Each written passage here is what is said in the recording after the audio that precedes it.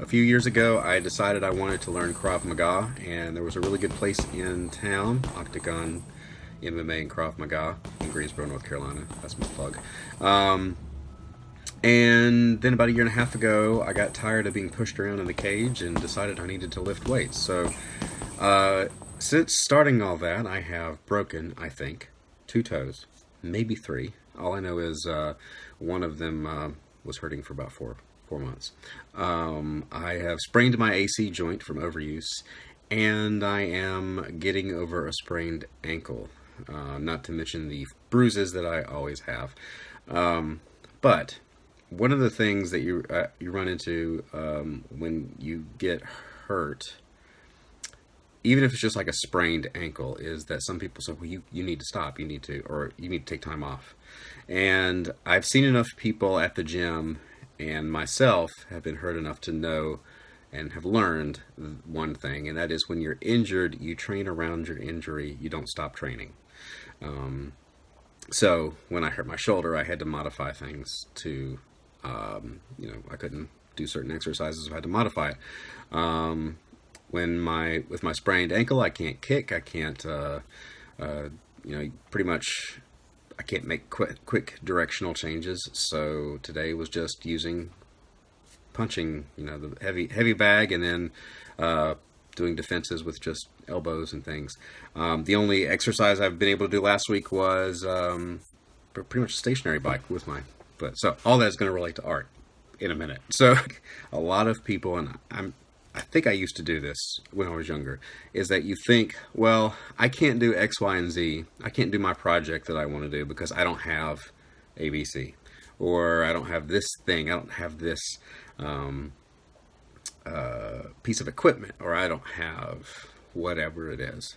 And you start making excuses to yourself. When I first started this vlog, one of the earliest things I said was, don't make excuses to editors. Otherwise, you're the person that makes excuses. It's just as bad, if not worse, to make excuses to yourself, because you will always be looking for that thing you need before you start doing the thing you want to do. And if you're always in that mindset of waiting on something else, you will never get anything done, and the skills you do have will start to atrophy. So if all you have is copy paper and a pencil, you have enough to tell a story. You have enough to do a good drawing.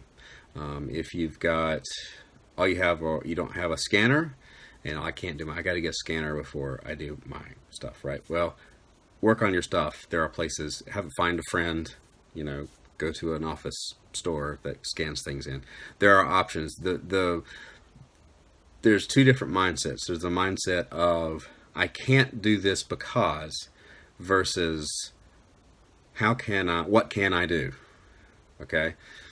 So for someone like me who, I've never seriously, doing lifting weights and Krav and sparring and all that stuff, when I started was the hardest thing. I had done Taekwondo years ago, but I was much younger. But starting back, that physically was the most demanding thing. But I wanted to do it, and I was into it, and the question was I was never looking for something to stop me from doing it. When I got injured, the question always was, and is, what can I do, right? So if you're going to work out, you hurt your ankle, well, you're not going to do deadlifts and squats. Find what you can do. So it's kind of the same thing. And so it's easy to slip into that.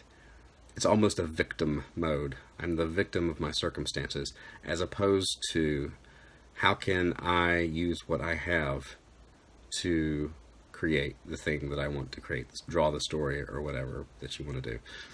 You have more than pretty much at your disposal. If you're watching this, you probably have more at your disposal than 99.9% of every human being that has ever lived in the history of humanity. So, no excuses. Go make some stuff. I'll see you tomorrow.